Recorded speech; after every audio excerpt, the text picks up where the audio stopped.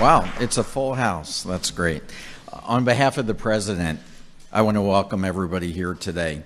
I have the great privilege of introducing one of the nation's heroes. Let me tell you about Sergeant Michael Verardo. Sergeant Verardo was deployed to Afghanistan in 2009 with the 82nd Airborne, and this was not an easy assignment. This was really dangerous work. In fact, 37 of the men that Sergeant Verardo served with didn't return home. It was in 2010 that he was severely injured in an IED blast. He lost an arm, a leg, and 40% of his body had burns over it. He wasn't expected to survive the medical flight, but he did, fortunately, thanks to really what may be described as a miracle, and certainly the support of his amazing wife, Sarah. 110 surgeries and years of therapy. Michael's able to join us here today. And it's veterans like Michael that are the reason that the VA exists. It's why when I had the privilege of sitting in my office not too long ago with Michael and Sarah talking about their experience, that it was really heartbreaking for me to hear their story, because the VA had failed Michael.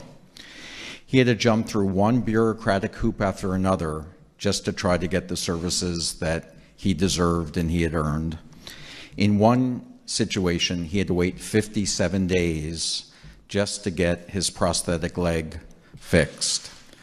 He had to wait 3.5 years to be able to get the type of adaptations for his home that he needed to be able to live comfortably in his home. I'm pleased to say he's waiting no longer. Unfortunately, Michael's story isn't unique, and that's the reason why we're so focused on fixing the VA and reforming the VA. The President and I are committed to fixing the VA and tackling the challenges that have been within the VA system for decades. Millions of veterans like Michael and their families are counting on us. So today we're here to celebrate an important step towards that reform of the VA.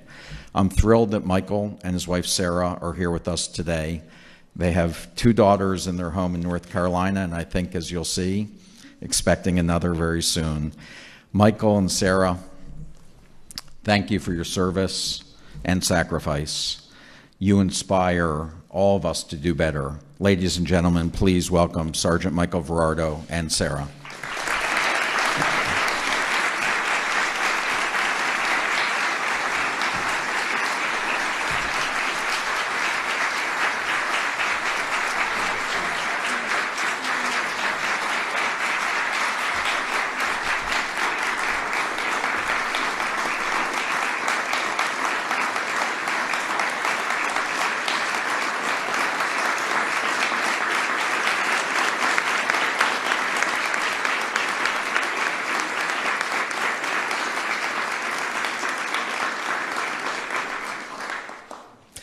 I am truly honored and humbled to be speaking here today.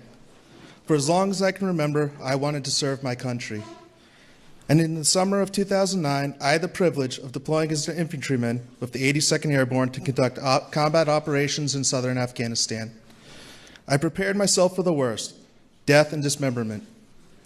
On April 24th, 2010, I stepped on an improvised explosive device that caused life-altering injuries. My long road home has included over 100 surgeries and years of speech, visual, physical, and occupational therapies. I knew that such injuries were a risk of the enlistment that I made. What I was not prepared for was coming home to a broken VA system. I wasn't prepared to wait 57 days for a signature on a piece of paper so that my only prosthetic limb could be repaired. I wasn't prepared to be asked to make a 3-hour round trip so that just last year they could check to see if I still had my serious combat injuries. I wasn't prepared to watch my wife beg, plead, and make countless phone calls so that I could receive what was often basic and necessary medical care. But today is a new day. and this administration has fulfilled its promise that the veteran is empowered and the veteran is in charge of his or her own care. Under the previous administration, I waited over 3.5 years for required adaptive changes to be made so that I could safely reside in my own home. Under President Trump, with the assistance of Secretary Shulkin, these changes were made within weeks. Today, our President, Donald Trump, will sign this important bill into law that will ensure real accountability for our nation's veterans. Dr. Shulkin will be empowered to ensure that the VA adheres to the standard of excellence it promotes, and that the employees who are at the VA are the ones that have a servant's heart for those that have worn our nation's uniform. The most difficult part of my war injuries were coming home to such a broken system. Thank you, President Trump and Secretary Shulkin, for ensuring that we are not forgotten and that we will receive the care we need and deserve. Thank you.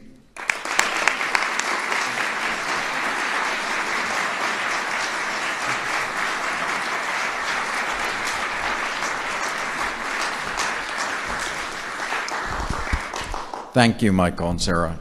I want you to know you're the reason why we're working night and day to make sure that we get this system working better, and we're not going to stop until we do better for families like yours. A few weeks ago, I was here at the White House, and I had the chance to deliver a talk on the state of the VA. And in those remarks, I talked about 13 risks that VA faces in its reform. One of those was accountability.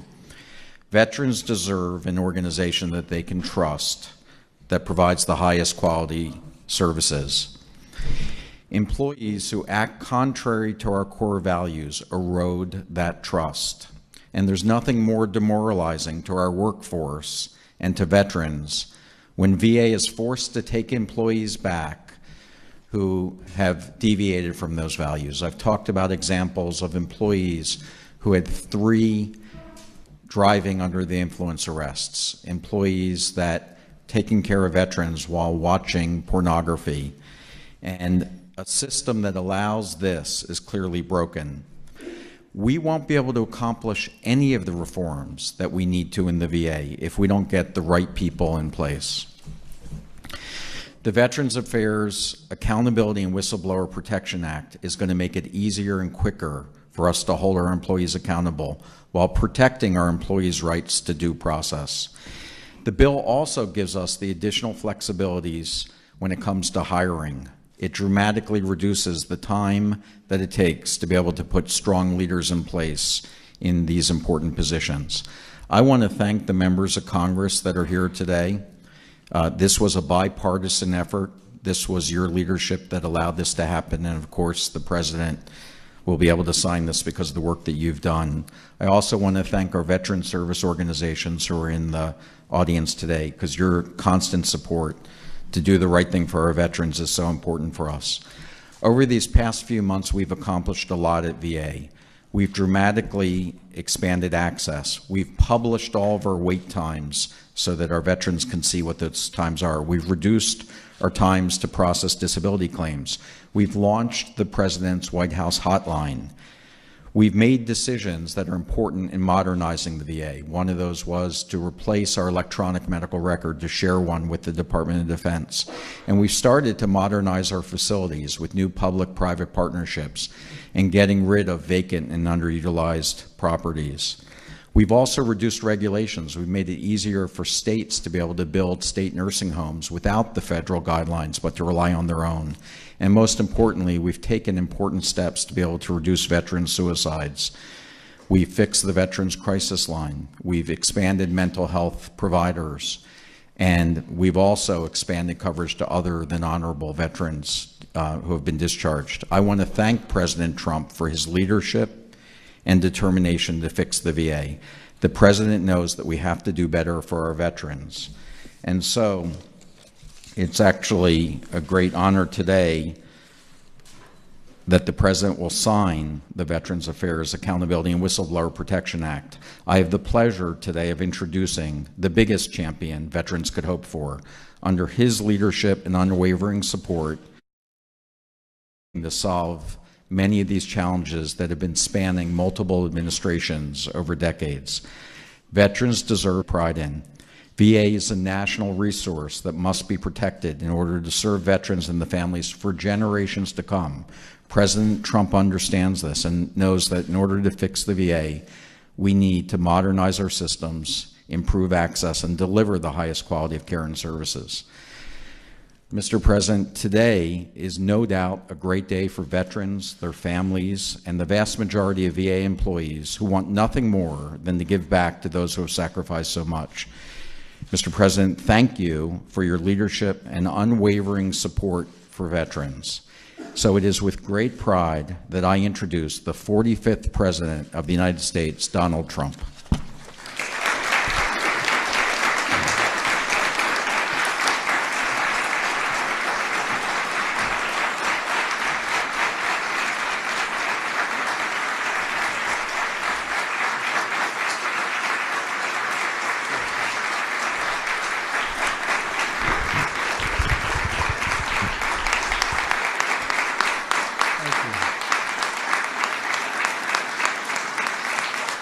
Thank you very much. Thank you. Thank you very much, everybody. That's really greatly appreciated. And thank you to Secretary Shulkin for that introduction and for your really tireless efforts, David, to protect those who have really been protecting all of us for so long. They're great, great people. And you know what I'm talking about, right? Congratulations. In just a short time, we've already achieved transformative change at the VA. And believe me, we're just getting started. We have so many people that have been so helpful right here in the room, and Tom and all my friends. It's been fantastic. The enthusiasm for the Veterans Administration and for making it right for our great veterans has been incredible, and I want to thank all of them. One of my greatest honors and joys during the presidential campaign was the time I spent going all across the country with our nation's really and truly incredible veterans. In their courage, their dignity, and their selfless sacrifice, they represent the very best of us. Our veterans have fulfilled their duty to this nation, and now we must fulfill our duty to them. So to every veteran who is here with us today, I just want to say two very simple words: thank you. Thank you. Thank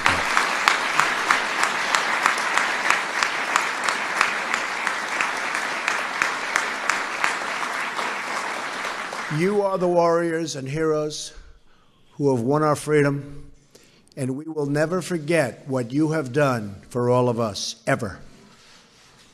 As you all know, all too well, for many years the government failed to keep its promises to our veterans. We all remember the nightmare that veterans suffered during the VA scandals that were exposed a few years ago. Veterans were put on secret wait lists, given the wrong medication, given the bad treatments, and ignored in moments of crisis for them. Many veterans died waiting for a simple doctor's appointment.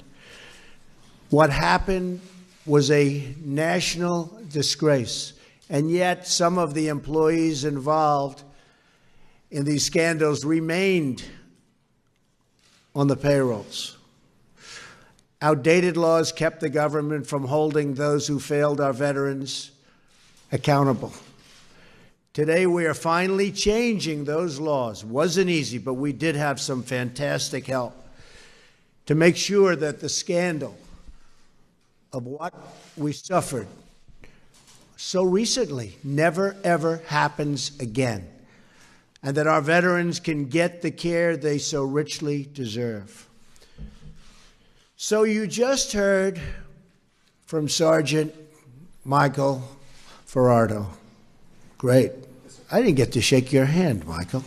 Huh? Get up, Michael.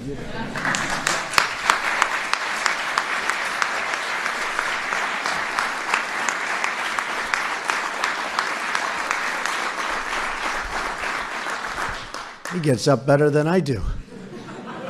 Thank you, Michael. Michael lost 2 limbs in defending our country, and yet he had to wait 57 days to get his prosthetic leg repaired. It's a long time, Michael. And over 3.5 years for modifications to make his house more accessible. What happened to Michael is happening to many, but it's rarely happening under our leadership and David's leadership anymore. That I can tell you. Our wounded warriors have given everything they have to this nation. Leadership anymore. And we owe them everything we have. Our wounded warriors have given everything they have today to this nation. And we owe them everything we have in return, and we're taking care of it. Today, we are taking a very historic action to transform the VA by enacting the VA Accountability and Whistleblower Protection Act. This was not easy. This was not an easy one. And it's one that they've wanted to do, Michael, you know, for a long time, for many years. Couldn't get it done. We got it done. This is one of the largest reforms to the VA in its history. It's a reform that I campaigned on, and now I am thrilled to be able to sign that promise into law. VA accountability is essential to making sure that our veterans are treated with the respect they have so richly earned through their blood, sweat, and tears. This law will finally give the VA secretary, who is, by the way, just doing some job, and he's doing it with this and with the heart. Believe me.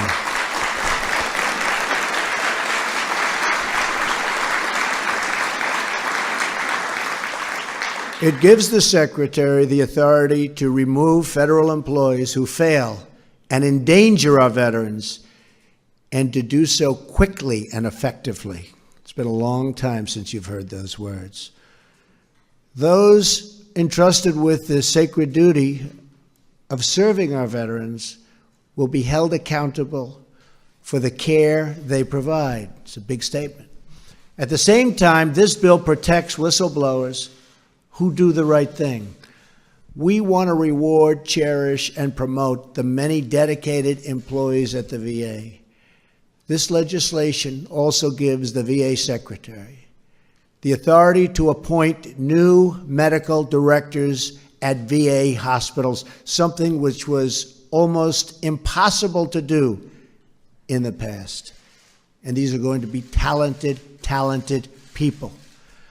I applaud Chairman Phil Rowe and the members of Congress here with us today, which we have many, who fought so hard for this legislation, and I want them up here when I sign. And I just want to thank the members of Congress. They have been really dedicated to getting this done. It was not easy for them either. Thank you, everybody. Thank you.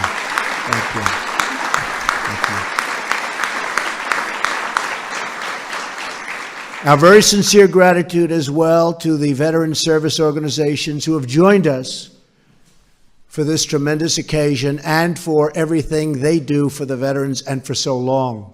They've been fighting for this and other things so long. And by the way, other things are happening. We've done a lot. This is a big one. We have a lot of good ones coming. I also want to express our appreciation for Secretary Shulkin, who is implementing the dramatic reform throughout the VA. It's got to be implemented. If it's not properly implemented, it will never mean the same thing, but I have no doubt it will be properly implemented. Right, David? Better be David.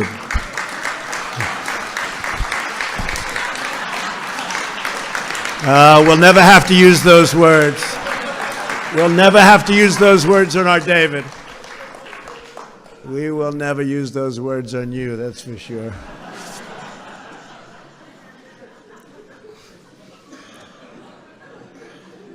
That one never fails, does it, Tom? Since my first day in office, we've taken one action after another to ensure our veterans and have to make sure that they get world-class care and the kind of care that they've been promised by so many different people for so many years.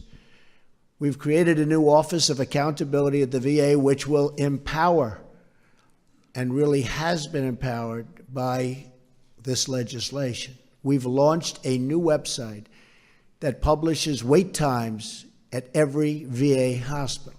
We've delivered same-day mental health service at all 168 VA medical centers.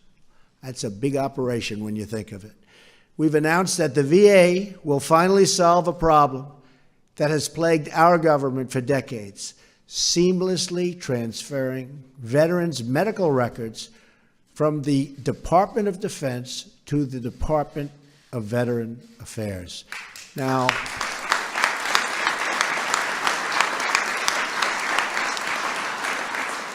that doesn't sound like such a big deal. It is, believe me. That was a big one. We thought this would be easy, but the people like David and all that have been here and understand the system, he said, that's going to be a tough one. We got it done. So that was a good one. But it is something we're very proud of, to have been able to do it this quickly. I've also signed the Veterans Choice Improvement Act so that more veterans can see the doctor of their choice. Already this year, using the Choice program, veterans have received nearly double the number of approvals to see the doctor of their choosing. And this is only the beginning. We will not rest until the job is 100% complete for our great veterans.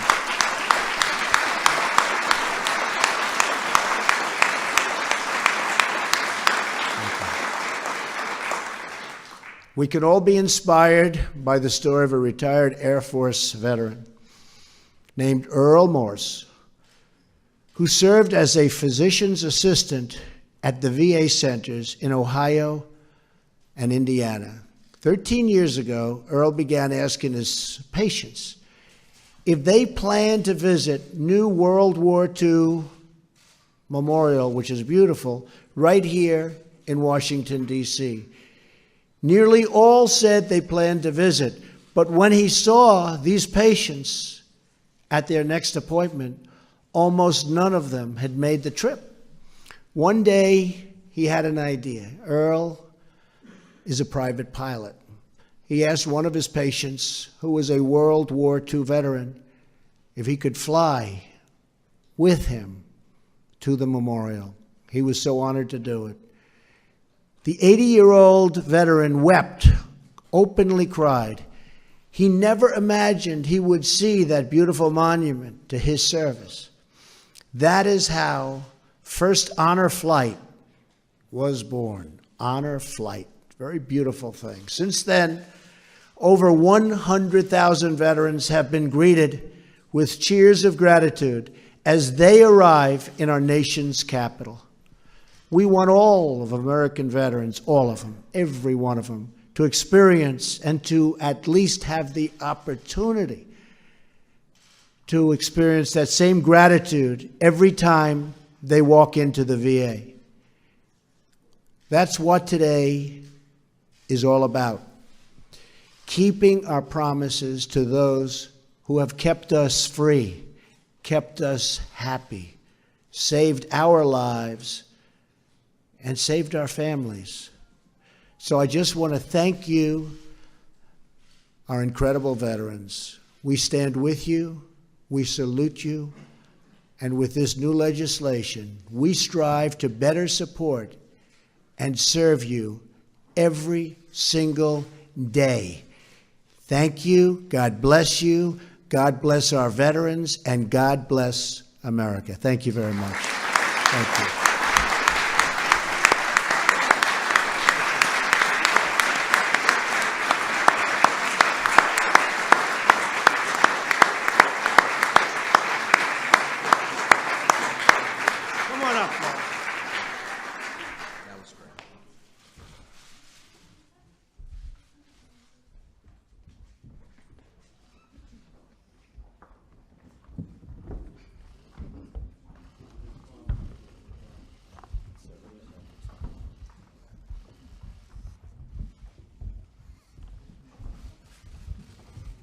So this is something that we are all very proud to be signing. It's a tremendous honor for me. It's a tremendous honor for everybody on stage, and we're taking care of our veterans, and we're taking care of them properly. Thank you, David. Congratulations. Thank you again, Michael. Congratulations. Sarah. Nice to see you.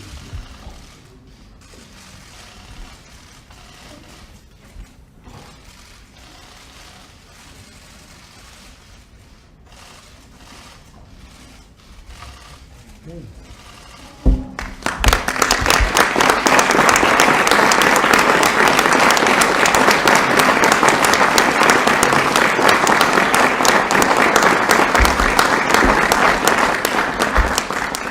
Well, Tom and everybody, who should get this pen?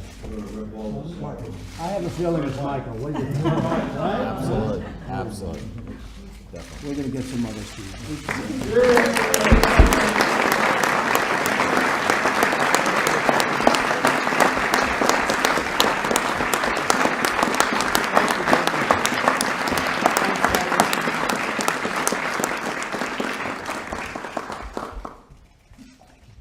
Thank you, everybody. Thank you very much.